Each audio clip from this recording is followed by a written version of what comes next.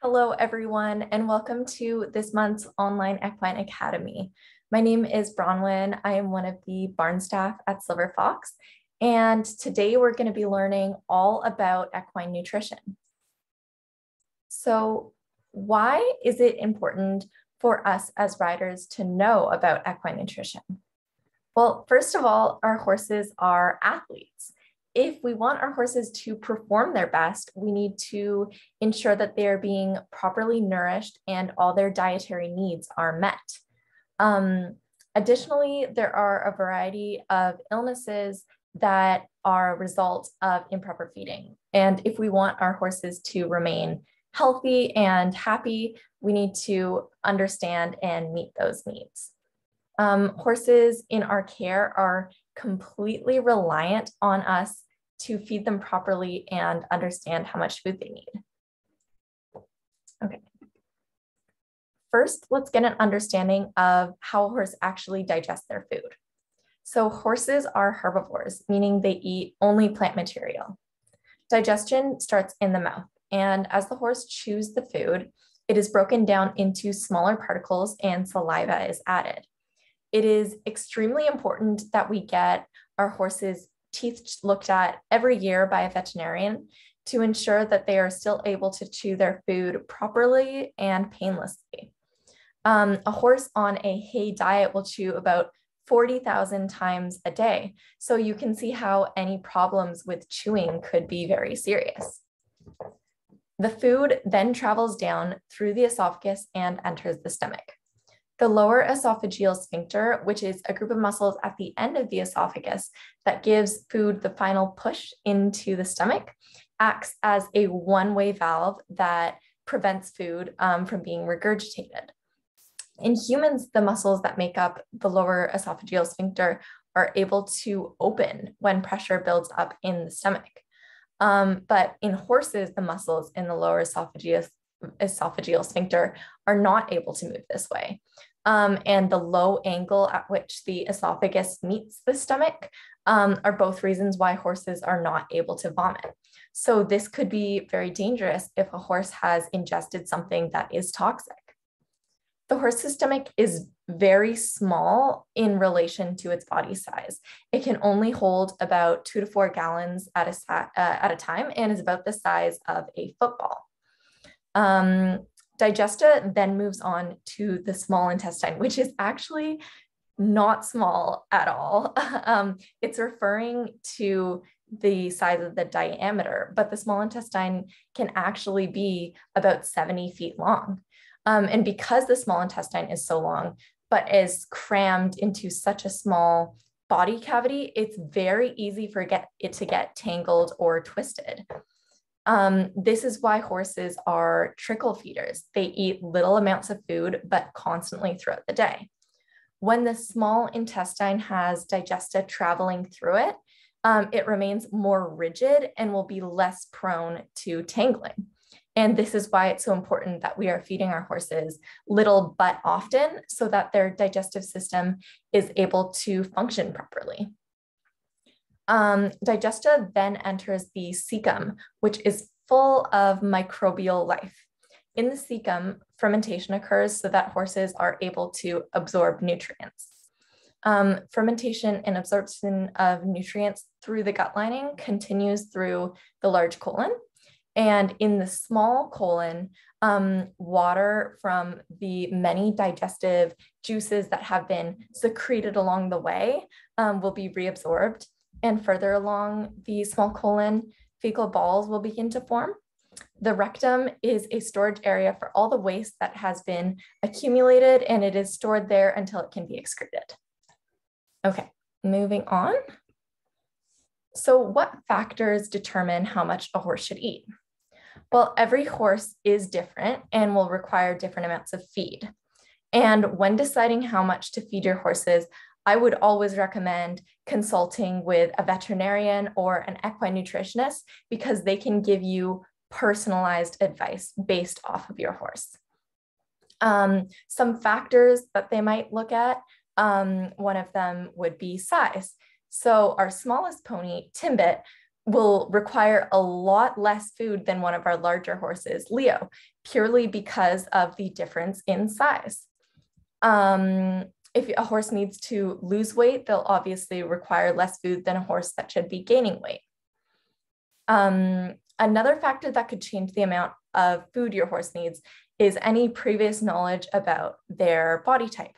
So some horses at our farm are what we call easy keepers, which means that they can maintain their body weight very easily. Some of them seem to look at food and gain weight.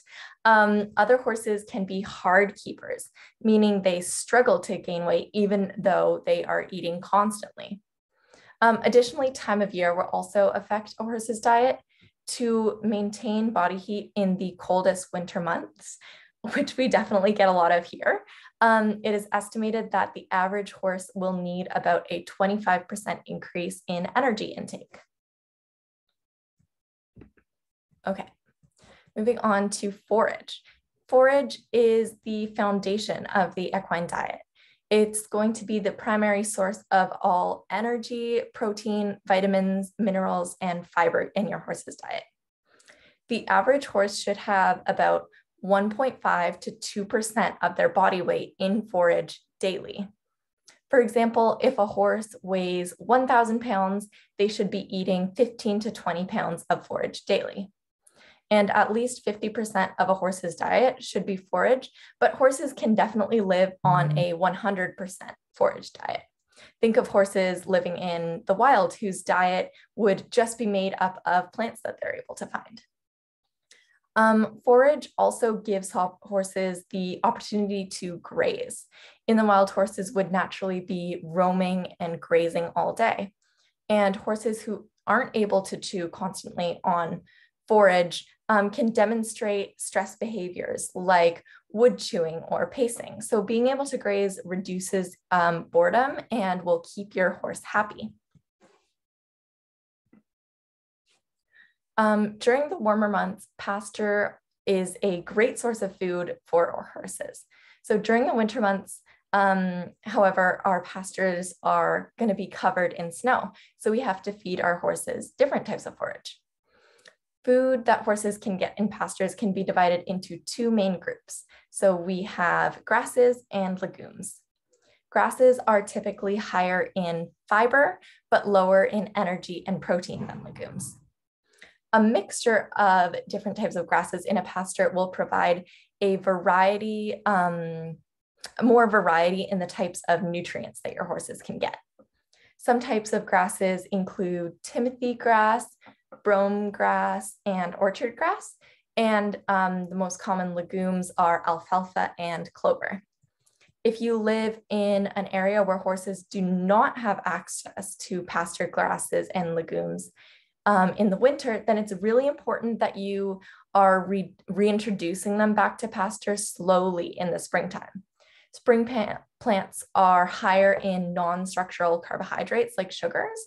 So the forage horses have access to in the spring is very sugary and delicious, but a horse could easily gain a lot of weight if they are turned out for too long in lush pastures. Sudden feeding changes will upset your horse's digestive system, so any feeding changes should be made slowly. When first reintroducing your horse back to pasture in the springtime, only let them graze for a 15-minute period and then slowly increase the time they're able to graze in the pasture each day. Okay. Hay is a type of forage that has been harvested, dried, and baled.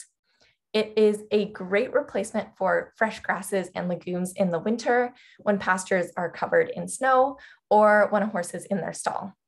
So there are many different types of hay depending on what type of grass or legume was harvested for the hay and at what maturity the plant was when it was cut. And a variety of factors can impact the quality of the hay, such as when it was harvested, if it was rained on during the drying process, weed content in the crop, and storage of the hay. So before you buy or feed your horse hay, you can complete a quick quality check. So the color of the hay should be green and free of any bleach discoloration. The discoloration can occur when the hay is stored in the sun for too long and has been bleached by the sun. So this will decrease the hay's nutritional value. Hay should smell sweet and fresh and be free from any mold or musty smells. The hay should be clean and free from dust or foreign objects like farming equipment, trash, sticks, or small animal carcasses. You can also send a sample of the hay for a laboratory forage analysis to get a more in-depth look at the nutrient content and quality of the hay. Hay should be stored in a dry place to prevent mold and out of direct sunlight to prevent bleaching. Okay. Concentrate. So forage should be the foundation of your horse's diet, and any concentrate will supplement any areas where nutrition is lacking. Concentrates have more nutritional value in a smaller amount than forage. And some horses may not even need concentrate and can thrive on a diet with solely forage. Horses may need to eat concentrates because they need the extra energy or nutrients, and this could be because they are doing more work, need to put on weight, are young and still growing, or are a pregnant or nursing mare. It's important to store any concentrates in an area where your horse is not able to get into, such as a locked feed room, because if they ate a large amount of concentrate at once, they could get very sick. There are many different types of concentrates, and it can be really difficult to choose what is best for your horse and also what is convenient for you. So always consult your veterinarian or equine nutritionist to determine which concentrate is best for your horse and how much they should be getting a day. So concentrates are made up of grains, which are the seeds of specific grasses. So some horse owners may make their own feed mixes out of grains like oats, maize, barley, and wheat. And sometimes these grains are processed to increase their digestibility. For example, when we remove the husk and crush oats to make rolled oats. Another option is commercial grain mix, which is a pre-mixed bag of grains. This can be more convenient because the grains have already been mixed and processed to increase digestibility. Textured feed is a commercial grain mix with some sweetening agent, usually molasses, added to increase the palatability for your horse, which is why it's sometimes known as sweet feed. This may be a good option if your horse is especially picky and has decided that they don't want to eat plain grain anymore. And another type of feed is pelleted feed, which typically contains the same ingredients as a grain mix, but has been ground up, steam treated, and put through a pelleting die so the food is formed into a cohesive pellet. The additional processing steps may increase the digestibility of the food and is also a good option if your horses like to sort through their feed. Sometimes horses will pick through their feed and only eat the stuff that they like and leave the stuff that they don't, which is why pelleted feed might be a good option because they aren't able to do that. And lastly, we have extruded feed, which is very similar to pelleted feed, but has some additional processing step. So before going through the dye, they are cooked at a high temperature and pressure, which helps to further break down some of the nutrient structures and make it easier to digest. Like pelleted feed, this may also be a good option if your horse likes to sort through their feed. Okay. And on to water. So water is essential for all metabolic processes and a lot of physiological processes like digestion, temperature regulation, muscle contraction, joint lubrication, and waste elimination. It is super important that horses have access to fresh, clean water at all times. And the only exception to this is right before or right after exercise. The average horse will drink 6 to 12 gallons of water daily, but some factors can cause this to vary. For example, if it's a very hot day and your horse is sweating, their water stores are going to be depleted, so they'll need to drink more than the average amount.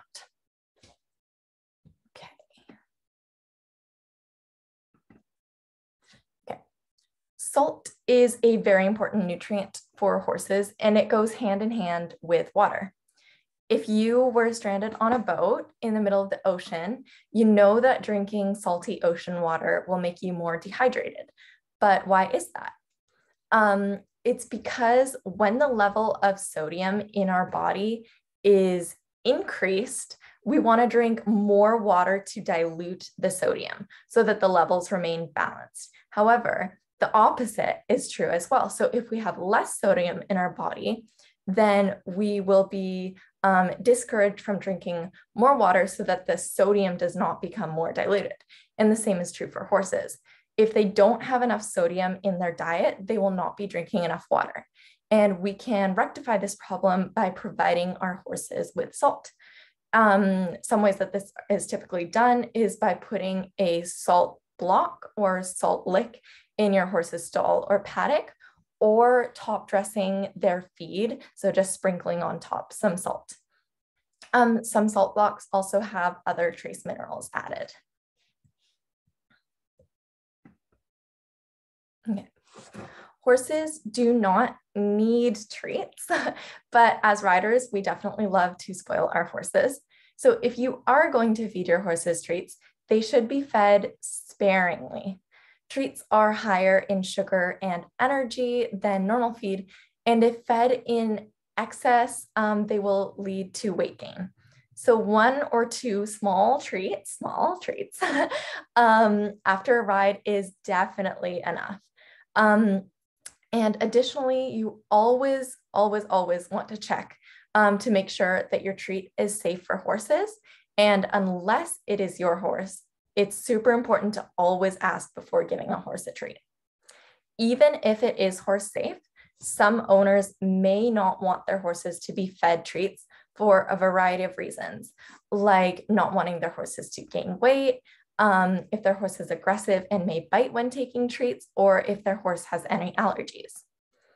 Some people cut treats for their horses into very, very tiny pieces, and I would advise not cutting up your treats too small, because this may encourage your horse not to chew the treat and just swallow the treat whole, and it can become stuck in their esophagus. And when a foreign body becomes stuck in the esophagus, it is known as choke. And unlike humans, choke does not actually inhibit your horse from breathing. You can suspect your horse has choke if they abruptly stop eating, gag, cough, or retch while shaking their head. They can start to drool heavily or discharge from their nostrils that includes bits of their food. And if you notice these symptoms, you should move all feed and water away, as some horses will continue to eat or drink, but this only increases the blockage in their esophagus. And choke that continues for more than a few minutes will definitely require veterinary attention. So here is a list of some of the safe and unsafe treats for horses. So you can pause the video if you want to read this. Again, always check that your treat is horse safe. You can do a quick Google search and always ask permission from the owner of the horse. So that is all that we have today for today's topic of equine nutrition. Thank you so much for watching, and I really hope that you were able to learn something today.